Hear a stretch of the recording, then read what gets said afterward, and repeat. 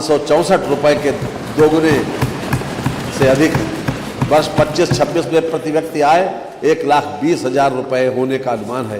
प्रदेश में हम लगभग 6 करोड़ लोगों को बहुआयामी गरीबी से ऊपर उठाने में सफल हुए हैं। बेरोजगारी की दर 2.24% रह गई है। SDG इंडिया इंडेक्स में उत्तर प्रदेश की रैंकिंग जो वर्ष 18-19 में 29वें स्थान पर थी, बेहतर होकर वर्ष 23-24 में 18वें स्थान पर आ गई है। राज्य सरकार द्वारा फरवरी 2024 में चौथे ग्लोबल इन्वेस्टर समिट का सफलतम आयोजन किया गया। अब तक लगभग 50 लाख करोड़ रुपए के MOUs हस्ताक्षरित हो चुके हैं, जिनसे लगभग 10 लाख रोजगार का सृजन संभावित है। इनमें से अब तक लगभग 15 लाख करोड़ रुपए के निवेश की लगभग 16,000 से अधिक परियोजनाओं के 4 ग्राउंड ब्रेकिंग सेरेमनी संपन्न हो चुके हैं। उत्तर प्रदेश भारत का सबसे बड़ा मोबाइल फ़ोन विनिर्माण केंद्र है। देश के कुल मोबाइल फ़ोन उत्पादन का 65% उत्पादन प्रदेश में होता है। भारत की 55% इलेक्ट्रॉनिक्स कंपोनेंट इकाइयाँ प्रदेश में स्थित हैं। प्रदेश का इलेक्ट्रॉनिक्स निर्यात 44,744 करोड़ रुपए तक पहुँच गया है। उद्योग और तकनीक में निवेश के साथ ही प्रदेश में नवाचार को बढ़ावा देने हेतु किए गए प्रयासों के फलस्वरूप उत्तर प्रदेश राज्य को राष्ट्रीय स्तर पर स्टार्टअप रैंकिंग में लीडर श्रेणी की रैंकिंग हासिल हुई है। सरकार के अवस्थापना प्रधान विकास के प्रति प्रतिबद्धता का ये प्रमाण है कि राज्य ने नीति आयोग द्वारा माह जनवरी 2026 में जारी एक्सपोर्ट प्रिपेयर्डनेस इंडेक्स 2024 में देश में लैंडलॉक्ड प्रदेशों में प्रथम स्थान प्राप्त किया है। प्रदेश कृषि उत्पादन में देश का अग्रणी राज्य है। गेहूं, धान, गन्ना, आलू, केला, आम, अमरूद, आंवला और मेंथा उत्पादन में राष्ट्रीय स्तर पर प्रदेश का योगदान सर्वाधिक है। 2016-17 में सिंचित क्षेत्र 2.16 करोड़ हेक्टेयर के मुकाबले प्रदेश में वर्ष 2024-25 में 60 लाख हेक्टेयर अधिक अर्थात 2.76 लाख हेक्टेयर का हो चुका है। फसल सघनता जो 2016-17 में 162.7% थी, वर्ष 2024-25 में 193.7% हो चुकी है। वर्ष 2016-17 की 5878 मेगावाट ताप विद्युत उत्पादन क्षमता के सापेक्ष वर्तमान वित्तीय वर्ष 2025-26 माह दिसंबर 2025 तक 55.16% बढ़ोतरी करते हुए 9,120 मेगावाट ताप विद्युत उत्पादन क्षमता प्राप्त की गई है। हमारी सरकार द्वारा हरित और स्वच्छ ऊर्जा स्रोतों के विकास पर कार्य किया जा रहा है। प्रदेश में अब तक कुल 2815 मेगावाट की सौर ऊर्जा परियोजनाएं स्थापित की जा चुकी हैं। मान्यवर, हमारा ये मानना है कि आज के युग में इमर्जिंग टेक्नोलॉजी का भरपूर उपयोग विभिन्न क्षेत्रों में किया जाना आवश्यक हो गया है। इस हेतु उत्तर प्रदेश में नई और उभरती टेक्नोलॉजी मिशन की स्थापना की जाएगी। प्रदेश में स्टेट डाटा अथॉरिटी तथा डाटा सेंटर क्लस्टर्स की स्थापना की जाएगी। प्रदेश में AI मिशन की स्थापना तथा टेक युवा समर्थ युवा योजना लाई जा रही है। सामाजिक क्षेत्र में समस्त सभी वर्गों के लिए योजनाओं के साथ साथ त्वरित व भविष्योन्मुखी विकास हेतु आधुनिक तकनीक तथा AI के सदुपयोग व प्रदेश में उसके विकास के लिए इकोसिस्टम बनाने के लिए प्रदेश सरकार कार्य कर रही है। प्रदेश की प्रगति में नारी शक्ति के महत्वपूर्ण योगदान के साथ साथ युवाओं की ऊर्जा व उनकी मेधा अपरिहार्य है। मुख्यमंत्री मातृ सुरक्षा संकल्प योजना को और सघनता से चलाया जाएगा। स्वयं सहायता समूहों तथा महिला उद्यमियों द्वारा उत्पादित माल की बिक्री सुनिश्चित करने के लिए मुख्यमंत्री महिला उद्यमी उत्पाद विपणन योजना पर कार्य किया जा रहा है। डीजल आधारित नलकूपों को सौर ऊर्जा आधारित किया जाएगा। कृषि वितरण और निर्यात को बढ़ावा देने की योजना लाई जाएगी। त्वरित आर्थिक विकास के दृष्टिकोण से सिटी इकोनॉमिक रीजन योजना लाई जा रही है। विश्व बैंक सहायतित यूपी एग्रीज परियोजना के अंतर्गत एग्री एक्सपोर्ट हब की स्थापना कराई जाएगी। ईज ऑफ डूइंग बिजनेस के अगले चरण के रूप में जन विश्वास सिद्धांत के आधार पर उद्योगों को प्रोत्साहन प्रदान किया जाएगा, जिसमें रजिस्ट्रेशन, लाइसेंसिंग आदि कार्रवाइयों को और अधिक सहज और सुगम बनाया जाएगा। प्रदेश में डिजिटल इंटरप्रेन्योरशिप योजना पर कार्य किया जाएगा। मान्यवर, जहां अर्थव्यवस्था में पूंजी निवेश और अवस्थापना विकास का महत्वपूर्ण योगदान है, वहीं प्रदेश की युवा जनशक्ति को रोजगार के अवसर प्रदान करने उन्हें रोजगार के लिए सक्षम बनाना भी उतना ही महत्वपूर्ण है। ऐसे व्यक्ति जिनके पास किसी भी व्यवसाय में हस्तकौशल या निपुणता प्राप्त है कभी भी बेरोजगार नहीं रह सकते। इसलिए युवाओं के लिए बड़े पैमाने पर रोजगार परक प्रशिक्षण और कौशल संवर्धन को प्राथमिकता के आधार पर मिशन मोड में संचालित किया जाना आवश्यक है। पढ़ाई के साथ साथ युवाओं के कौशल संवर्धन की व्यवस्था की जानी होगी।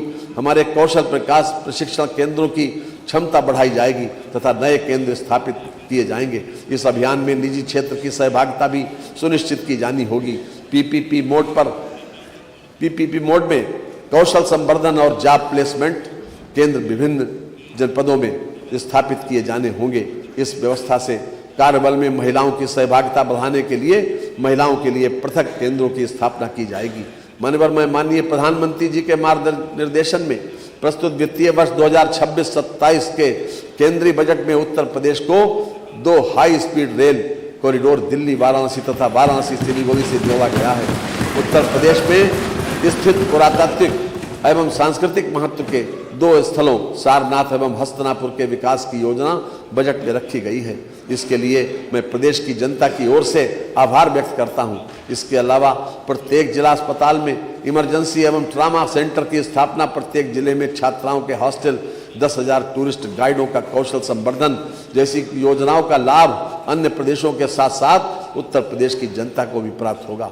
केंद्र सरकार द्वारा डायबिटीज तथा कैंसर की दवाओं के मूल्यों में कमी किए जाने की घोषणा सरकार के अब तक के कार्यकाल में 3,04,321 करोड़ रुपए से अधिक के रिकॉर्ड गन्ना मूल्य का भुगतान कराया गया है। ये भुगतान इसके पूर्व के 22 वर्षों के सम्मिलित गन्ना मूल्य भुगतान 2,13,519 करोड़ रुपए से भी 90,802 करोड़ रुपए अधिक है।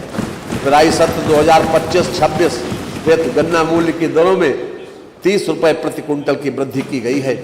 इस बढ़ोतरी से गन्ना किसानों को लगभग 3,000 करोड़ रुपए का अतिरिक्त गन्ना मूल्य भुगतान प्राप्त होगा। रबी विपणन वर्ष 2025-26 में कृषकों से भी 10.27 लाख मीट्रिक टन गेहूं का क्रय करते हुए 2512 करोड़ रुपए का भुगतान किया गया है। खरीफ विपणन वर्ष 2025-26 में कृषकों से 42.96 लाख मीट्रिक टन धान का क्रय करते हुए 9710 करोड़ रुपए से अधिक का भुगतान किया गया है। खरीफ विपणन वर्ष 2025-26 में 54,253 कृषकों से 2.14 लाख मीट्रिक टन बाजरा क्रय करते हुए कृषकों को 595 करोड़ रुपए का भुगतान किया गया है। नलकूपों से सिंचाई के लिए किसानों को दिनांक 1 अप्रैल 2023 से मुफ्त विद्युत आपूर्ति प्रदान की जा रही है। वर्ष 2025-26 में अल्पकालिक फसली ऋण वितरण के अंतर्गत दिनांक 19 दिसंबर 2025 तक 10,257 करोड़ रुपए का ऋण वितरण कर 15,01,000 कृषकों को लाभान्वित किया गया है। वर्ष 2025-2026 में दीर्घकालिक ऋण वितरण के लक्ष्य रुपए 600 करोड़ रुपए के सापेक्ष दिनांक 30 नवंबर 2025 तक 205 करोड़ रुपए का ऋण वितरण कर 6,870 कृषकों को लाभान्वित किया गया।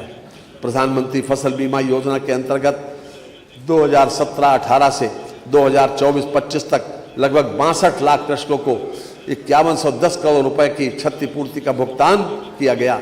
वर्ष 2025-2026 में खरीफ के अंतर्गत माह दिसंबर 2025 तक 2.69 लाख बीमित कृषकों को 215 करोड़ रुपए की क्षतिपूर्ति का भुगतान किया जा चुका है।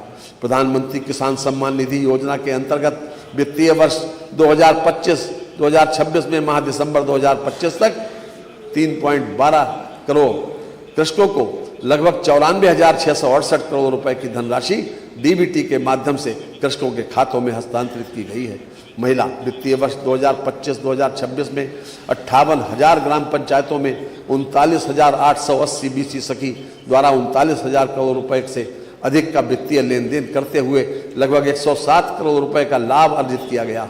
महिला सामर्थ्य योजना के अंतर्गत प्रदेश में 5 मिल्क प्रोड्यूसर कंपनियों का गठन होना था, जिसके सापेक्ष जनपद गोरखपुर, बरेली एवं रायबरेली में कंपनियों का गठन करने दुग्ध संग्रहण और विपणन का कार्य प्रारंभ हो गया है। जनपद प्रयागराज एवं लखनऊ में कंपनियों का गठन प्रस्तावित है। महिला गन्ना किसानों को पर्ची निर्गमन में प्राथमिकता दी जा रही है, जिसका लाभ प्रदेश की लगभग 60,000 महिला गन्ना किसानों को मिल रहा है।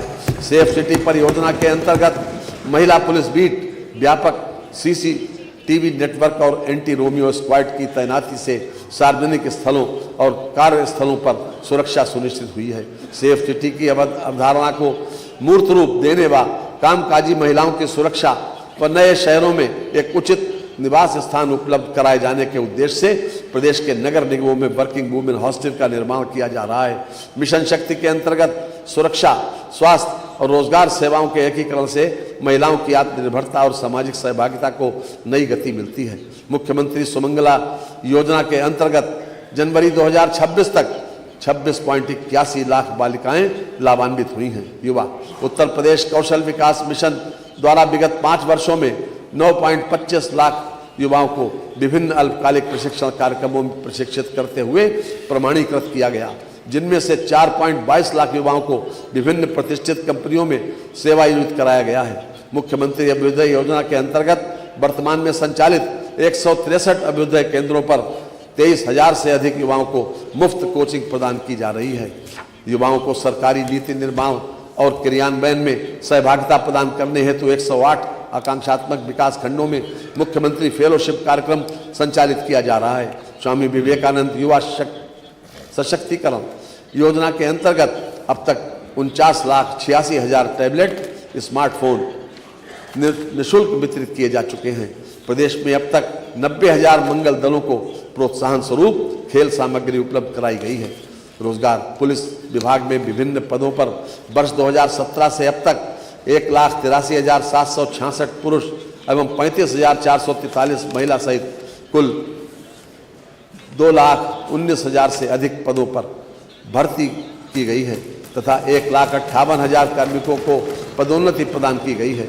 पुलिस विभाग में चयनित किए गए 60,244 आरक्षियों हेतु प्रशिक्षण कार्यक्रम संचालित है। अराजपत्रित श्रेणी के 83,122 पदों पर भर्ती प्रक्रिया प्रचलित है। मिशन रोजगार के अंतर्गत राजकीय माध्यमिक विद्यालयों में 1939 प्रवक्ता, 6,808 सहायक अध्यापक एवं 219 प्रधानाचार्यों को सम्मिलित करते हुए अब तक कुल 8,966 नियुक्ति की प्रक्रिया पूर्ण की जा चुकी है। वर्ष 2017 से अब तक सहायता प्राप्त शासकीय माध्यमिक विद्यालयों में कुल 34,074 शिक्षकों का चयन किया गया। मुख्यमंत्री युवा उद्यमी विकास अभियान योजना के अंतर्गत सूक्ष्म उद्यम स्थापित करने हेतु युवाओं को गारंटी मुक्त एवं ब्याज मुक्त ऋण उपलब्ध कराया जा रहा है। योजना के अंतर्गत प्रतिवर्ष 1 लाख नए सूक्ष्म उद्यमों की स्थापना किए जाने का लक्ष्य है, जिसे आवश्यकता अनुसार बढ़ाया जा सकेगा।